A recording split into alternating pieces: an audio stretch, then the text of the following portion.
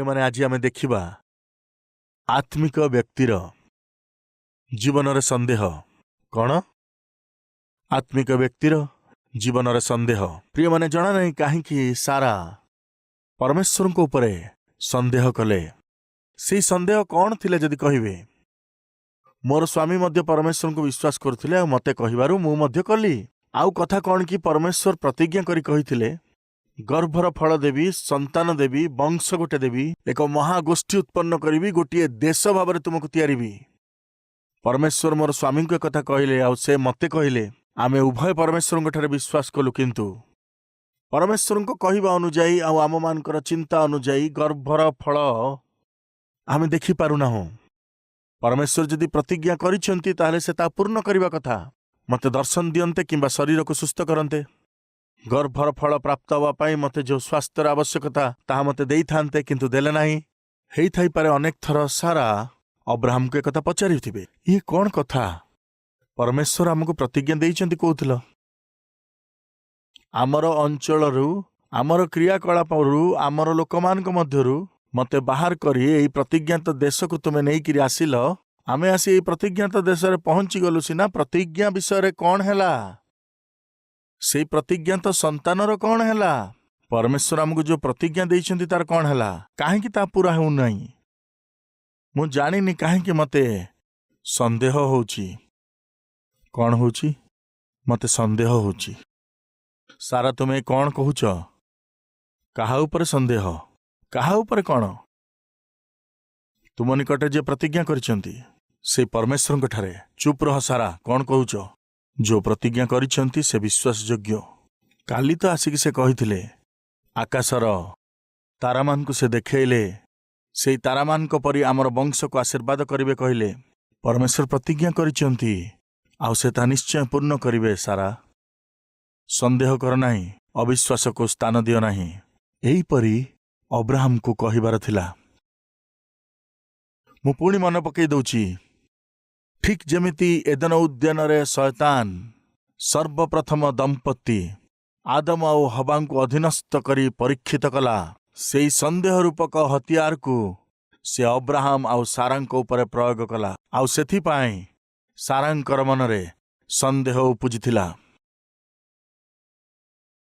सबु मिछ कथा मोर स्वामी विश्वास करुछि किंतु सबु मिछ कथा ए बयस रे मु गर्भवती केमती हेबी सेई बयस रे से बापा केमती हेबे सबु मिछ कथा। यह केबे भी सत नुहे आमे भ्रमित हो जाइचु। एही प्रकार एक संदेह को शैतान जेतेबेले तांको ऊपर चाप पकाउथला अविश्वास और संदेह सहित से निजर स्वामी अब्राहम को पाखक आसिले आसी कहिले असली कथा मु कहिबी कौन कथा मते किए बंध्या करिसेंती जानिछ किए कला तुमे जहा को परमेश्वर परमेश्वर बोली कहूच सेही तुमर परमेश्वर मते बंध्या करिसेंती। अभी अब्राहम आउ किछि कहि परिबो कि कहि परिबो तार मुह को से ताला पकई देले। प्रिय भौणी माने स्वामींकर मुख को बंद करदेवा परी आपणक मध्यरे किए अछंती कि थरे भाभी देखंतु अनेक थर आपण जो डायलॉग मारी दियंती ना से जेते बलवान पुरुष होइथिले मध्य तार मुह बंद हो जाए जना नहीं केते पावर अच्छे आपणक पाखरे मुह बंद करदेले। प्रिय माने तुमे तो परमेश्वर गर्भर फल देबे भाभी भाभी आज जाए मते विश्वास देई चलीच कहबी कौन कहब। सारा प्रकृत रे जदि केही मते बंध्या करिसेंती तुमे जाहाको विश्वास करूअछ सेही परमेश्वर टंती बुझी पारल ना नहीं।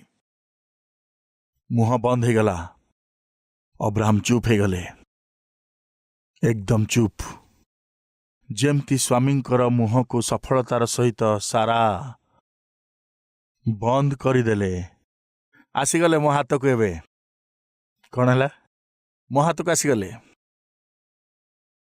प्रिय भाई और भौणी माने स्वामी हो पारंती कि स्त्री हो पारंती आपणकर चतुरता आगे आपणकर मुह द्वारा स्वामी किंबा स्त्री मुह को जदि बंद कर दउचंती आपण जहाँ भाविचंती ताहा करिबा पई आपणकर इच्छा को संपूर्ण करने को ପ୍ରିୟମାନେ ଅନେକ ଥର ପିଲାମାନେ ମଧ୍ୟ ବାପାଙ୍କର ମୁହଁକୁ ଚୁପ୍ କରାଇବା ପାଇଁ ଚେଷ୍ଟା କରନ୍ତି, ମାଙ୍କର ମୁହଁକୁ ଚୁପ୍ କରିବାକୁ ଚେଷ୍ଟା କରନ୍ତି। କ'ଣ କରିବାକୁ ହବ ନ ଜାଣି ମା ବାପାମାନଙ୍କର ମୁହଁ ବନ୍ଦ ହେଇଯାଏ।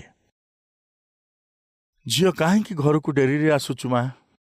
ତୁମେ ଯୁବା ଝିଅ, ଏତେ ଡେରି ଯାଏ ବାହାରେ ରହିବା ଭଲ କଥା ନୁହେଁ। କାଲିଠୁ 7ଟା ସୁଦ୍ଧା ଘରକୁ ପଳେଇ ଆସିବୁ। ଏଥିପାଇଁ ଝିଅକୁ, ଝିଅର ଉତ୍ତମତାକୁ, ତାର ଭବିଷ୍ୟତକୁ, ତାର ସୁରକ୍ଷାକୁ ଦୃଷ୍ଟିରେ ରଖି ପ୍ରେମ କରୁଥିବା ମା ଟିକେ କଠୋର ଭାବରେ କଥା କହିଲେ ଝିଅ ତାଙ୍କୁ କ'ଣ ଉତ୍ତର ଦେଇଥାଏ ଜାଣନ୍ତି? ମୁଁ ଘରକୁ ଡେରିରେ ଆସିବାରୁ ତମର ଯଦି ଏତେ କଷ୍ଟ ହେଇଯାଉଛି, ମୁଁ ଘରକୁ ଆଉ ଆସିବିନି, ତାହେଲେ ବାହାରେ ହିଁ ରହିବି। ସେତେବେଳେ କ'ଣ କରିବ ତମେ? ତାହେଲେ ମା କ'ଣ କରିବ? ଏବେ ମୁହଁ ବନ୍ଦ କରିକି ବସିବ। ଇଏ କି କଥା, ଶୀଘ୍ର ଘରକୁ ଆସିବ ବୋଲି ଶାନ୍ତିରେ ଘରେ ରୁହ କହିଲେ ଘରକୁ ହିଁ ଆସିବିନି ବୋଲି କହୁଛି। ଯଦି ଆଉ ଟିକେ ବେଶୀ ଟାଣପଣ ଦେଖେଇବି, ସତରେ ଯଦି ଘରକୁ ଆଉ ନ ଆସିବ, ବାହାରେ ଯଦି ରହିଯିବ, ମୋର ଝିଅ କ'ଣ ହବ? କାଳେ ଆଉ ଘର ଛାଡ଼ି ପଳେଇବ ବୋଲି ମା ମୁହଁ ବନ୍ଦ କରିଦିଏ। ପ୍ରିୟ ଯୁବା ଭାଇ ଭଉଣୀମାନେ, ଆପଣଙ୍କର ପାପମୟ ଚିନ୍ତାଧାରାକୁ, ଉଦ୍ଦେଶ୍ୟକୁ, ଯୋଜନାକୁ ପୂର୍ଣ୍ଣ କରିବା ଉଦ୍ଦେଶ୍ୟରେ ମା ବାପାଙ୍କୁ ବ୍ଲାକମେଲ୍ କରିବାକୁ ଚେଷ୍ଟା କରନ୍ତୁ ନାହିଁ। ସେମାନେ ଆପଣଙ୍କୁ ଯେଉଁ ପ୍ରକାର ଭାବରେ ପ୍ରେମ କରନ୍ତି, ସେହି ପ୍ରେମର ବନ୍ଧନକୁ ଭାଙ୍ଗିବାକୁ ଚେଷ୍ଟା କରନ୍ତୁନି। ଆପଣଙ୍କ ଜୀବନରେ ଯେଉଁ ତୁଚ୍ଛ ସ୍ୱପ୍ନକୁ ପୂର୍ଣ୍ଣ କରିବା ପାଇଁ ମାଙ୍କର ଗର୍ଭରୁ ଜନ୍ମ ହୋଇଥିବା ଆପଣ କାଳେ ଏହି ବନ୍ଧନକୁ ଭାଙ୍ଗିଦେବ, ଏଥିପାଇଁ ମା ବାପା ଚୁପ୍ ରହିଯାଇପାରନ୍ତି ସିନା, ଆପଣ ତାର ଫାଇଦା ଉଠାନ୍ତୁ ନାହିଁ।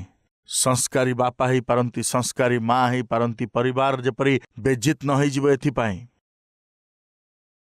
ପରିବାର ବିଷୟ ଯେମିତି ବାହାରେ ପ୍ରକାଶିତ ନ ହେବ, ପରିବାରର ମର୍ଯ୍ୟାଦାକୁ ନଷ୍ଟ କରିଦେଇ ପରିବାର ଭିତରେ ଆଉ ସମାଜ ଭିତରେ ଇଜ୍ଜତ ଆଉ ରହିବ ନାହିଁ ବୋଲି ଭାବି ଜଣେ ସଂସ୍କାରୀ ପିତା ହିସାବରେ, ଜଣେ ସଂସ୍କାରୀ ମାତା ହିସାବରେ ସଭ୍ୟ ସମାଜ ବିଷୟରେ ଜ୍ଞାନ ରଖିଥିବା ସ୍ତ୍ରୀ ହେଇପାରିଥାଏ, ସ୍ୱାମୀ ହେଇପାରିଥାଏ, କିନ୍ତୁ ସେ ଯଦି ଚୁପ୍ ରହିଯିବେ, ତାର ଫାଇଦା ଉଠାଇ ଆପଣଙ୍କ ଇଚ୍ଛାକୁ, ଆପଣଙ୍କ ଉଦ୍ଦେଶ୍ୟକୁ ଆଉ ଆପଣଙ୍କର ପାପମୟ କାର୍ଯ୍ୟଗୁଡ଼ିକୁ ପୂର୍ଣ୍ଣ କରିବାକୁ ଯଦି ଚେଷ୍ଟା କରିବେ, ତେବେ ସାବଧାନତାର ସହିତ ଶୁଣନ୍ତୁ, ଏଥିରେ ଆପଣଙ୍କ ପରିବାରର ବେଜ୍ଜତି କେବଳ ହେବ। ସେଦିନ ବହୁତ ବୁଦ୍ଧିମାନତାର ସହିତ ସାରା ଅବ୍ରାହମଙ୍କର ମୁହଁକୁ ବନ୍ଦ କରିଦେଲା। ଅବ୍ରାହମ ଚୁପ୍ ରହିଗଲା। ଅବ୍ରାହମ ଯେତେବେଳେ ଚୁପ୍ ରହିଗଲେ, ମୁଁ ଯାହା କହୁଛି ତାକୁ ଭୁଲ ଭାବରେ ନିଅନ୍ତୁ ନାହିଁ। ମୋର ପିଲାଛୁଆ ନାହାନ୍ତି, କିନ୍ତୁ ସେମାନଙ୍କୁ କୋଳରେ ଧରିବା ପାଇଁ ମୋର ଇଚ୍ଛା ଅଛି। ତୁମର ପରମେଶ୍ୱର ହିଁ ମୋତେ ବନ୍ଧ୍ୟା କରିଛନ୍ତି। ଏଥିପାଇଁ ସମାଜ ମଧ୍ୟରେ ମୁଁ ଯଦି ମୁଣ୍ଡ ଉଠେଇ ଚାଲିବି ଲୋକଙ୍କ ଭିତରେ, ଆଉ ଯଦି ମୁଁ ଥଟ୍ଟାର କାରଣ ହେବି ନାହିଁ, ତାହେଲେ ମୋର କୋଳରେ ଗୋଟିଏ ପୁତ୍ରର ଆବଶ୍ୟକ। ତାହେଲେ ମୁଁ ସମାଜର ସାମ୍ନା କରିପାରିବି। ଠିକ୍ ଅଛି, ତାହେଲେ ମୁଁ କ'ଣ କରିପାରିବି? ଆମର ଘର ଭିତରେ ମୋର ଦାସୀ ଅଛନ୍ତି ନା? ହଁ, ଅଛନ୍ତି। ତାହା ପାଖକୁ ଯାଅ, ତା ଦ୍ୱାରା ମୋ ପାଇଁ ସନ୍ତାନ ଦିଅ। ତମେ କ'ଣ କହୁଛ ସାରା? ପରମେଶ୍ୱର ପ୍ରତିଜ୍ଞା କରିଛନ୍ତି, ପୁତ୍ର ଦେବେ କହିଛନ୍ତି। ଆମ ଦ୍ୱାରା ଏକ ମହାନ ଜାତି ଏ ସଂସାରକୁ ଆସିବେ ବୋଲି କହିଛନ୍ତି। ପରମେଶ୍ୱରଙ୍କର ପ୍ରତିଜ୍ଞାକୁ ଭୁଲିଯାଇ ତୁମେ ଦାସୀ ପାଖକୁ ଯାଅ ବୋଲି କହୁଛ। ଏହି ପ୍ରକାର ହୁଏତ କହିବି ବୋଲି ଅବ୍ରାହମ ଭାବିଥିବ, କିନ୍ତୁ ସେଦିନ ପ୍ରକୃତରେ ସାରା ତାଙ୍କ ମୁହଁ ବନ୍ଦ କରିଦେଲେ। ସେ ଆଉ ସାହସ କରିପାରିଲାନି। ସାରା, ଦାସୀର ସହିତ ମୁଁ କେମିତି ଶୋଇବି? କେତେ ବଡ଼ ଭୁଲ, ପାପ କଥା ନା। ଦାସୀ ପାଖକୁ ଗଲେ ସିନା ପାପ, ସ୍ତ୍ରୀ ପାଖକୁ ଗଲେ ତ ପାପ ନୁହଁ। ତାମାନେ ତୁମେ କ'ଣ କହିବାକୁ ଚାହୁଁଛ? ବାହା ହେଇଯାଅ। ବର୍ତ୍ତମାନ ଆପଣମାନେ ଧ୍ୟାନର ସହିତ ଶୁଣନ୍ତୁ। ସାରା ଅବ୍ରାହମକୁ ଲାଇସେନ୍ସ ଦେଉଛନ୍ତି ଦ୍ୱିତୀୟ ବାହାଘର ପାଇଁ, ଆଉ ସ୍ତ୍ରୀ ତାଙ୍କୁ ଲାଇସେନ୍ସ ଦେବା କ୍ଷଣି, ଆଚ୍ଛା, ଦ୍ୱିତୀୟ ବିବାହ କ'ଣ ପରମେଶ୍ୱରଙ୍କ ଦୃଷ୍ଟିରେ ଉତ୍ତମ? କୁହନ୍ତୁ ତ। ମୋର ପ୍ରଶ୍ନ ହେଲା, ସମାଜ ଏହାକୁ ସ୍ୱୀକାର କରିବ କି? କୁହନ୍ତୁ, ଆପଣ କୁହନ୍ତୁ।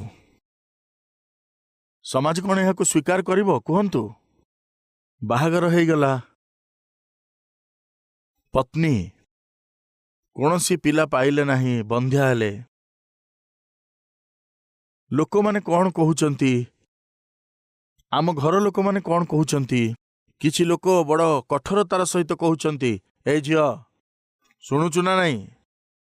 ଆଉ ଗୋଟେ ବର୍ଷ ତତେ ଟାଇମ୍ ଦିଆହେଲା। ଗୋଟେ ନାତି ନହେଲେ ନାତୁଣୀ ଆଣିକି ମୋ କୋଳରେ ଯଦି ନ ଦେଇଛୁ, ମୁଁ ଆଉ ଘରେ ତତେ ରଖିବି ନାହିଁ। ଘରୁ ବାହାରକୁ ବାହାର କରିଦେବି। ମୋ ପୁଅକୁ ଆଉ ଗୋଟାଏ ସାଙ୍ଗରେ ବାହାଘର କରିଦେବି। ବୁଝିପାଇଲୁ? ଏମିତି ଡରେଇଲା ବାଲା ନାହାନ୍ତି? କୋଉମାନେ ଏମାନେ? ସମାଜ, ସମ୍ପର୍କୀୟମାନେ। କେତେ ଦିନ ଯେ ଅପେକ୍ଷା କରିବ? ଭାଉଜ, କେତେ ଦିନ ଅପେକ୍ଷା?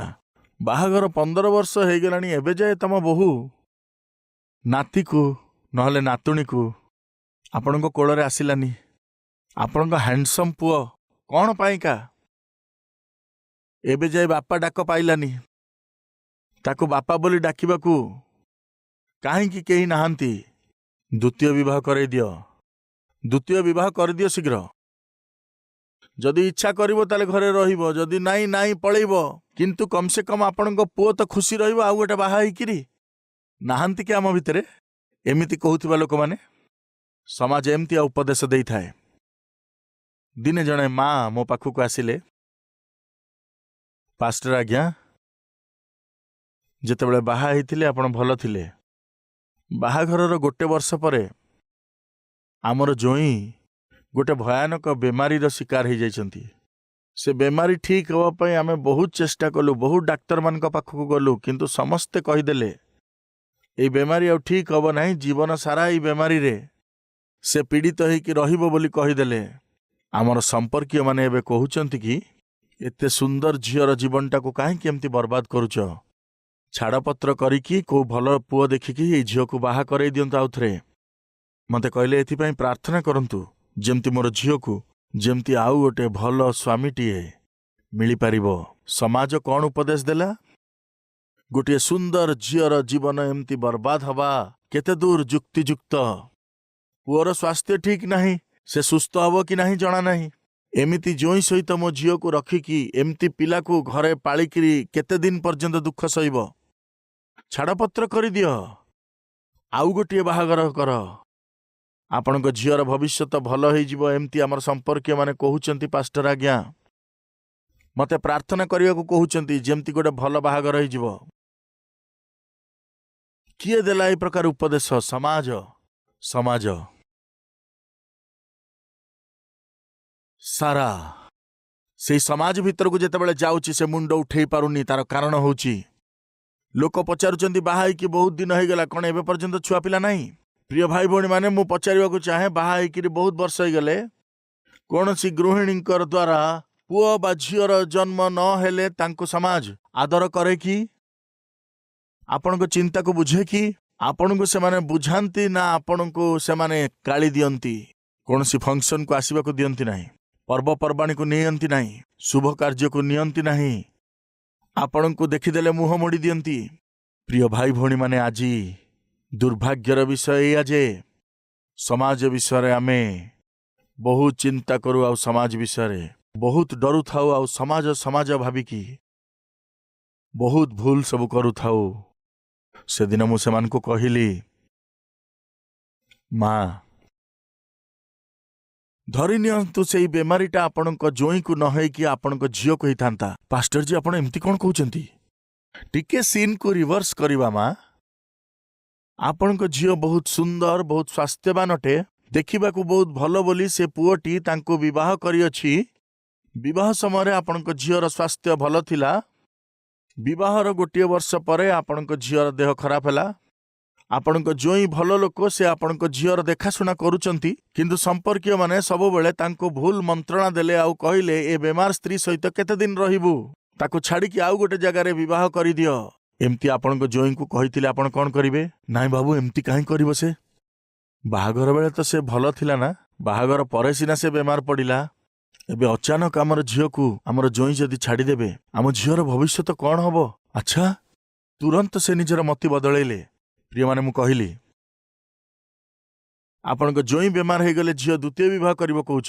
ଆପଣଙ୍କ ଝିଅ ବେମାର ପଡ଼ିଥିଲେ ଆପଣଙ୍କ ଜ୍ୱାଇଁ ଦ୍ୱିତୀୟ ବାହାଘର କଲେ, ତୁମେ କରିପାରିବ? ଏମିତି କେମିତି କରିବେ ଆଜ୍ଞା? ପ୍ରିୟ ଭାଇ ଓ ଭଉଣୀମାନେ, ପାପମୟ ସମାଜ ସବୁବେଳେ ପାପମୟ କାର୍ଯ୍ୟ ସବୁକୁ କରୁଥାଏ, କିନ୍ତୁ ଆପଣଙ୍କୁ ଆଉ ମତେ ତା ଭିତରେ ବଞ୍ଚିବାର ଅଛି। ପାପମୟ ସମାଜ ଦଉଥିବା ପାପମୟ ମନ୍ତବ୍ୟ ଅନୁସାରେ ନୁହେଁ। ଯାହା ଆମକୁ ପବିତ୍ର ଜୀବନ ଯାପନ କରିବାକୁ ଶିଖାଏ, ଏହି ପବିତ୍ର ବାକ୍ୟ ଉପରେ ଆଧାରିତ ହୋଇ ଆତ୍ମିକ ଜୀବନର ରକ୍ଷା କରିବାକୁ ହବ। ତୁମେ ସେଇ ଦାସୀର ନିକଟକୁ ଯାଅ। ସେଇ ଦାସୀ ପାଖକୁ ମୁଁ କେମିତି ଯିବି? ମୁଁ ପାପ କେମିତି କରିବି? ଆରେ ପାପ କର ବୋଲି କହୁନାହିଁ, ଆଉ ବିବାହ କରିକି ତା ସହିତ ରୁହ ବୋଲି କହୁଛି। ସ୍ତ୍ରୀ ଥାଉ ଥାଉ ଦ୍ୱିତୀୟ ବିବାହ କରିବା କ'ଣ ପରମେଶ୍ୱରଙ୍କ ଦୃଷ୍ଟିରେ ଭଲ? ନିଶ୍ଚିତ ଭାବରେ ପାପ। କିନ୍ତୁ ଲାଇସେନ୍ସ କିଏ ଦଉଛି? ସ୍ତ୍ରୀ ଦଉଛି। ଦୟାକରି ଧ୍ୟାନ ଦିଅନ୍ତୁ। ସ୍ତ୍ରୀ ଲାଇସେନ୍ସ ଦଉ କି ସ୍ୱାମୀ ଲାଇସେନ୍ସ ଦଉ କିମ୍ବା ସାରା ଦୁନିଆ ଲାଇସେନ୍ସ ଦଉ, ଶୁଣନ୍ତୁ, ପାପ ସବୁବେଳେ ପାପ ଅଟେ। ପ୍ରିୟମାନେ, ଗୋଟେ ବିଷ ବୋତଲ ଥୁଆ ହେଇଛି। ସେଇ ବିଷ ବୋତଲର ଉପରେ ଲେଖା ହେଇଛି ପଏଜନ। ଜଣେ ଡାକ୍ତର ଆସିଲେ ଆଉ ତା ଉପରେ ସିରପ ବୋଲି ଲେଖିଦେଲେ। କ'ଣ ଲେଖିଲେ? ସିରପ ବୋଲି ଲେଖିଲେ। ଡକ୍ଟର ନିଜେ ସିରପ ବୋଲି ଲେଖିଲେ। ଅବଶ୍ୟ ଡାକ୍ତର ଜଣକ ହିଁ ସେଇ ପଏଜନର ଲେବୁଲକୁ ବାହାର କରି ସିରପର ଲେବୁଲ ଲଗେଇଲେ ଆପଣ ପିଇବେ କି? ତାକୁ ପିଇବେ କି? ଆରେ ଡାକ୍ତର ବାବୁ ଲେଖିଛନ୍ତି, ଚୁପ୍ ରହ, ଡାକ୍ତର ଲେଖିଛନ୍ତି। ସେ ଡାକ୍ତର ଲେଖିଥାନ୍ତୁ କି ଆଉ କିଏ ଲେଖିଥାନ୍ତୁ, ପଏଜନ ହିଁ ଅଟେ। ଲାଇସେନ୍ସ ଆପଣଙ୍କୁ କିଏ ବି ଦେଲେ କ'ଣ ହେଲା? ମଦ ପିଇବାକୁ ସରକାର କ'ଣ ଲାଇସେନ୍ସ ଦେଇନାହାନ୍ତି? ଦେଇଛନ୍ତି ନା ନାହିଁ? ପିଇ ପାରିବେ। ପେଗ୍ ପରେ ପେଗ୍ ପିଇ ପାରିବେ। ମଗ ପରେ ମଗ ପିଇ ପାରିବେ। ବାଲ୍ଟି ପରେ ବାଲ୍ଟି ପିଇ ପାରିବେ। ସରକାର ତ ଆମକୁ ଲାଇସେନ୍ସ ଦେଇଛନ୍ତି ନା। ବାର୍ ଆଣ୍ଡ ରେଷ୍ଟୁରାଣ୍ଟ ଆରମ୍ଭ କରନ୍ତୁ, ବୋତଲ ବୋତଲ ମଦ ପିଆନ୍ତୁ, କିନ୍ତୁ ପିଇ ସାରିକି ରାସ୍ତା ଉପରକୁ ଆସିବନି। କେମିତି ହବ ସେଇଟା? ପିଇକିରି ଜମା ରାସ୍ତାରେ ଗାଡ଼ି ଚଲେଇବୁନି। ତାର ଅର୍ଥ କ'ଣ? ମଦ ପିଇକିରି ଜମା ରାସ୍ତାକୁ ଆସିବୁ ନାହିଁ। ବୋତଲ ପରେ ବୋତଲ କିଣିକି ନିଜ ଘରକୁ ନିଅ, ଆଉ ସ୍ତ୍ରୀ ସହିତ ପିଅ। ପିଲାମାନଙ୍କ ସାମ୍ନାରେ ପିଅ। ପିଲାମାନଙ୍କ ସାମ୍ନାରେ, ସ୍ତ୍ରୀ ସାମ୍ନାରେ। ଆପଣ କେତେ ନିକମ୍ମା ଲୋକ, ଯାଇକି ଦେଖାଅ।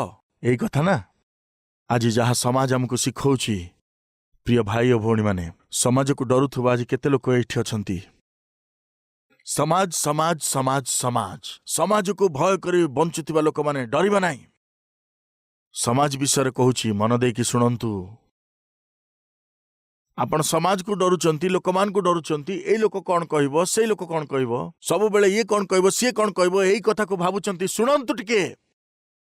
ଧରିନିଅନ୍ତୁ ଦିନେ ଆପଣ ମରିଗଲେ। ଆପଣଙ୍କ ସ୍ତ୍ରୀ କାନ୍ଦିବେ, ପିଲାମାନେ ବି କାନ୍ଦିବେ। ଦିନେ କାନ୍ଦିବେ, 2 ଦିନ କାନ୍ଦିବେ, 3 ଦିନ କାନ୍ଦିବେ। ଚାର୍ଜିଂରେ ରଖିଥିବା ସେଲଫୋନଟାକୁ କାଢ଼ିବେ। ପିଲାମାନେ ସେଲଫୋନରେ ମେସେଜ କରିବାକୁ ଆରମ୍ଭ କଲେ। ହଁ, ମେମୋରିଆଲ ସର୍ଭିସ 5ମ ଦିନ ବୋଲି ଆମେ ଚିନ୍ତା କରୁଛୁ। ଏମିତି ମେସେଜ କରିଦେଲେ। ସ୍ତ୍ରୀ ବି ତାଙ୍କ ଲୋକଙ୍କୁ କରିଦେଲେ, 5ମ ଦିନରେ ମେମୋରିଆଲ ସର୍ଭିସ ଅଛି, ଆପଣ ନିଶ୍ଚୟ ଆସିବେ ଆସିବେ ଆସିବେ। ଆଉ ସେଇ 5ମ ଦିନ ଆସିଗଲା। ମେମୋରିଆଲ ସର୍ଭିସକୁ ସବୁ ଲୋକମାନେ ଆସିଲେ, କିଛି ସମୟ ସାନ୍ତ୍ୱନା ଦେଲେ, ଚାଲିଗଲେ। ସେପଟୁ ଆସିଥିବା ଲୋକମାନେ ଚାଲିଗଲେ, ଏପଟୁ ଆସିଥିବା ଲୋକମାନେ ମଧ୍ୟ ଚାଲିଗଲେ। 1 ସପ୍ତାହ ଚାଲିଗଲା, 2 ସପ୍ତାହ ଚାଲିଗଲା। ସମସ୍ତଙ୍କ ମନରେ ଥିବା ଦୁଃଖ ବି ଧୀରେ ଧୀରେ ଧୀରେ ଧୀରେ କମ୍ ହେବାକୁ ଲାଗିଲା। ସ୍ତ୍ରୀ ଧୀରେ ଟିଭି ଅନ୍ କଲେ, ପିଲାମାନେ ଧୀରେ କମ୍ପ୍ୟୁଟର ଅନ୍ କଲେ। ସ୍ତ୍ରୀ ଧୀରେ ଧୀରେ ସିରିଏଲ ସବୁ ଦେଖିବାକୁ ଆରମ୍ଭ କଲା, ଆଉ ପିଲାମାନେ ମଧ୍ୟ ଧୀରେ ଧୀରେ ସିନେମା ଦେଖିବାକୁ ଆରମ୍ଭ କଲେ। ମାସ ବିତିଗଲା ପରେ ଫଟୋ ଉପରେ ମାଳା ଚଢ଼େଇ ଦେଲେ, ଆଉ ସବୁ ଭୁଲିଗଲେ। ବାପାଙ୍କ ବିଷୟରେ ଆଉ କେହି କଥା ହଉନାହାନ୍ତି। ସ୍ତ୍ରୀ ବି ବିଜି ହେଇଗଲା, ଆଉ ସ୍ୱାମୀ ବିଷୟରେ କଥା ହଉନାହିଁ। ପିଲାମାନେ ନିଜ ଧନ୍ଦାକୁ ଚାଲିଗଲେ। ମାସ ନ ପୁରୁଣୁ ସମସ୍ତେ ସବୁ ଭୁଲିଗଲେ। ଇଏ ହେଉଛି ସମାଜ। ଏଇ କଥାକୁ ନେଇକି ଆପଣ ସମାଜ କ'ଣ ଭାବିବ, ସମାଜ କ'ଣ ଭାବିବ ହେଉଛନ୍ତି। ଶୁଣନ୍ତୁ, ଆପଣ ଯିବା ପରେ 1 ମାସ ଭିତରେ ନା ସମାଜ ମନେ ପକେଇବ, ନା ତୁମ ଲୋକମାନେ ମନେ ପକେଇବେ। ତୁମର ଜୀବନ ତୁମ ନିଜସ୍ୱ। ଏହିପରି ସମସ୍ତେ ଭାବୁଛନ୍ତି। ପ୍ରିୟମାନେ, ସମସ୍ତଙ୍କ ନିଜ ନିଜର ଜୀବନ। ଆପଣଙ୍କର ମରିଯିବା ପରେ ଅତି ବେଶୀରେ 1 ମାସ, ତାହା ବି ବହୁତ କଷ୍ଟ। ଏଇ ବିଜି ସଂସାର ଭିତରେ 1 ମାସ ଆପଣଙ୍କ ପାଇଁ ଦୁଃଖ କରିବା, 1 ମାସ ଆପଣଙ୍କ ପାଇଁ କାନ୍ଦିବା। ପ୍ରିୟ ଭାଇ ଭଉଣୀମାନେ, ଆପଣ ଭାବୁଛନ୍ତି ବହୁତ। 1 ମାସ ବିତିଯିବା ପରେ ସ୍ତ୍ରୀ ସେଲଫୋନ ନେଇକି ନିଜର କାମରେ ଲାଗିଯିବ କି ନାହିଁ ପଚାରନ୍ତୁ। ପିଲାମାନେ ସେଲଫୋନ ନେଇକି ନିଜ ଧନ୍ଦାରେ ବ୍ୟସ୍ତ ଯଦି ହେଇଯିବେନି ପଚାରନ୍ତୁ। ସମସ୍ତଙ୍କ ନିଜ କାମ ଅଛି। ସେ ସମ୍ପର୍କ 10 ବର୍ଷର ହେଇଥାଉ କି 20 ବର୍ଷର ହେଇଥାଉ, ତା 30 ବର୍ଷର ହେଇଥାଇପାରେ, 40 ବର୍ଷର ହେଇଥାଏ, 50 ବର୍ଷର ହେଇଥାଇପାରେ। ଶୁଣନ୍ତୁ, ଯେଉଁଦିନ ଆପଣ ଚାଲିଯିବେ, ସିଏ ବି ଚାଲିଯିବ। ସମ୍ପର୍କ ସବୁ ବି ସରିଯିବ। ଆତ୍ମୀୟତା ସବୁ ବି ଧୀରେ ଧୀରେ ଚାଲିଯିବ। एही प्रकार समाज रे आमे बंची रहिचु किंतु एही प्रकार समाज अछि बोली जानि मध्य समाज समाज समाज आपण समाज विषय एते काई भाबुचंती आपण निज विषय चिंता करंतु निज परिवार विषय चिंता करंतु से माने कार किनिलेनी आमे जदी किनिबानी समाज कोन भाबिबो फंक्शन को जाउछु समस्त सुना पिंधिचंती मु जदी न पिंधिबी ताले लोक माने कोन कहिबे समाज कोन कहिबो से माने फंक्शन को कार रे आसुचंती आमे कार बिना जदी पादरे चली कि जीवा लोक माने कोन कहिबे जे जा भाबुचंती भाबुथांतु आपण आपणकर स्थिति को भूली किरी लोकंक पई धार करके कार किनिबे कि लोकमान को पई स्वामी सहित झगड़ा करके सुना किनिबे लोकमान को पई से माने कोन भाबिबे बोली चिंता करी निजर घर बाड़ी बिक्री करिकी चारि महलार विशाल प्रसाद बनैबे कि प्रिय भाई भौणी माने दया करी ध्यान दियंतु समाज विषय आपण चिंता करिवार आवश्यक नाही आपण को प्रेम करी जो परमेश्वर आपण को देइचंती सेही वाक्य आ सेही प्रतिज्ञा विषय जदी आपण चिंता करिवे ताले परमेश्वरंकर वाक्य आ परमेश्वरंकर प्रतिज्ञा को आधार करी जदी आपण आजी जीवन काटिबे ताहाले से आनंद आ शांति प्रदान करिवे।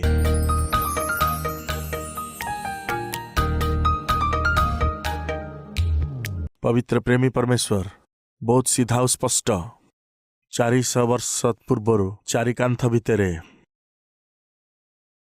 ताहाकु अति स्पष्ट रूपरे आज आपण आमको कहिले बुणा जाइथिबा एही चेतनामूलक वाक्य आमे जेपरि आपण जीवन रे भूली न जाऊ आकाश और पृथ्वी टली जीव किंतु तुमर वाक्य तुमर प्रतिज्ञा केबे हे लोप पाइब नाही एथिपई पिता जेतेबेले भय आसीबो जेतेबेले शैतान आसी परीक्षा करिवो संदेह को उत्पन्न करिवो तुरंत आंठेई पड़िबा तुमर पवित्र वाक्य द्वारा पिता आमे जेपरि आमर विश्वास को बढ़ाइबा तुमर प्रतिज्ञा को बारंबार स्मरण करी निज विश्वास को स्थिर करवा सहायता करंतु पिता अति चेतावनीपूर्ण वाक्य आज आपण आमको देले आम समस्त को प्रभु जाग्रत कले आमको जगई देले धन्यवाद पिता जे माने प्रभु संदेह नामक एही संवाद को सुनिचंती आउ निजर जीवन को सावधान करुछंती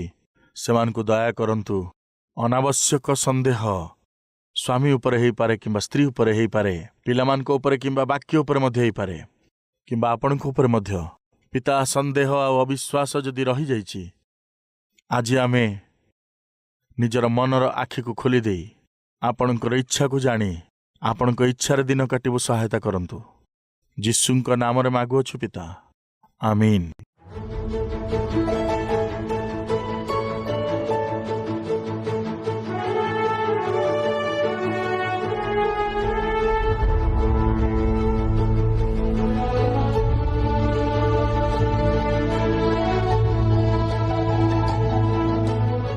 आमर ठिकणा Calvary post box number 30 Kukatpally Hyderabad 72